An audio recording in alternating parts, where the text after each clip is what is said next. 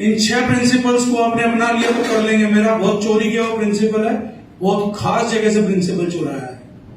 एक शख्सियत को मैं बहुत मानता हूं और एक शख्सियत को बहुत पढ़ता हूं। उस शख्सियत का नाम है श्री कृष्ण।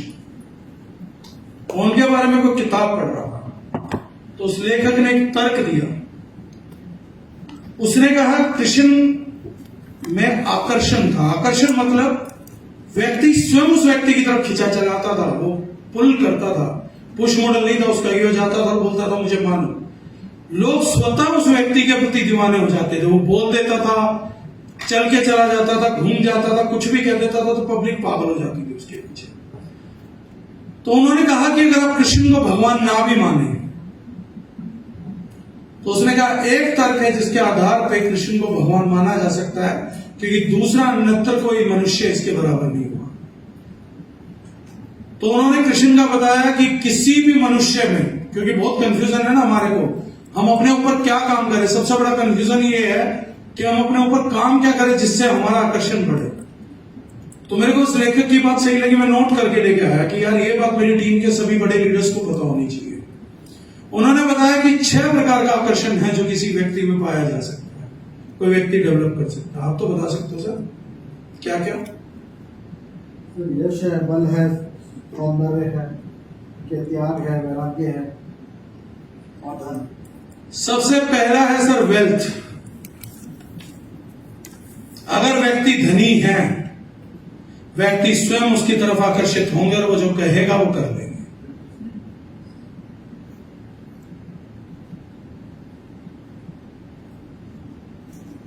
दूसरा है वीर्य, स्ट्रेंथ।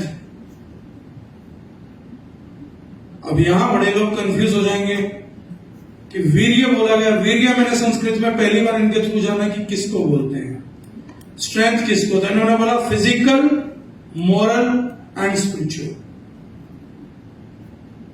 अगर व्यक्ति फिजिकली मजबूत नहीं है, मोरली मजबूत नहीं है, स्पिरिचुअली मजबूत नहीं है, तो इसका मतलब उसका वीर्य मजबूत नहीं है, स्ट्रेंथ नहीं है, ये व्यक्ति में आकर्षण की कमी होती जाएगी। तीसरी चीज है फेम, यश। अगर आपका नाम बहुत है तो लोग स्वतः आपकी तरफ आकर्षित होते हैं। चौथी चीज है ब्यूटी।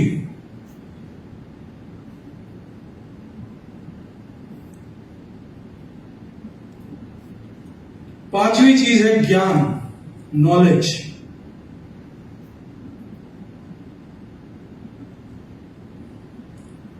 और छठी चीज है वैराग्य। उन्होंने कहा आज तक सिर्फ एक ही व्यक्ति इस पृथ्वी पर ऐसा हुआ है जो इन 6 के 6 आकर्षण का बाप था। ये 6 प्रकार की पब्लिक है एक्चुअली में। आकर्षण का मतलब क्या होता है? कुछ लोग हैं जो धन को सब कुछ मानते हैं और धन के प्रति आकर्षित होते हैं। कुछ सौंदर्य को सब कुछ मानते हैं, सौंदर्य के प्रति आकर्षित होते हैं। कुछ स्ट्रेंथ को सब कुछ मानते हैं, उसके प्रति आकर्षित होते हैं। कुछ लोग ज्ञान को सब कुछ मानते हैं, ज्ञान की तरफ आकर्षित होते हैं। कुछ वैराग्य को सब कुछ मानते हैं, आकर्षित। अगर एक ही पर्सनालिटी में 6 की 6 चीज आ जाए तो ये संपूर्ण समाज उस व्यक्ति की तरफ आकर्षित होने लगेगा। वैराग्य क्या होता है? एग्जैक्टली, त्याग। टीम को आगे बढ़ाने के लिए परिवार का त्याग, अपनों को आगे लेके जाने के लिए अपने खर्चों का त्याग, दारू का त्याग छोड़ के मीटिंगों का त्याग।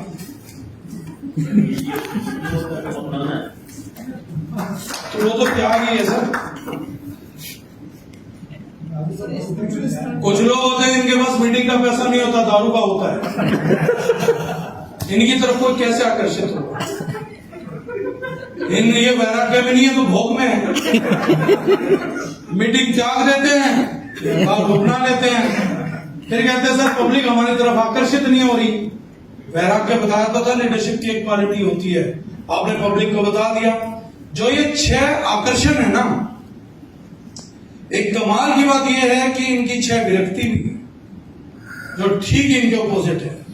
अगर आपके पास धन है तो लोग खींचे आएंगे, निर्धन है तो लात पड़ेगी। अगर आप सुंदर हैं तो लोग खींचे आएंगे, अगर आप बदसूरत हैं तो लोग भागेंगे। अगर स्ट्रेंथ है तो लोग खींचे आएंगे, वीक है तो लात मारेंगे, ज्ञान है तो खींचे आएंगे, अज्ञानी हो गालियां खाओगे, वैराग है खींचे आएंगे, भोग है चले जाएंगे। बड़ा सिंपल है समझना, किसकी तरफ लोग खींचेंगे और किससे दूर खींचेंगे। 6 क्वालिटी देख लो किसके पास क्या है। अहंकार है तो भागेंगे, ज्ञान है तो आएंगे। ज्ञान का दुश्मन क्या? अहंकार। स्ट्रेंथ का दुश्मन क्या? भोग। वैराग्य का दुश्मन क्या? भोग।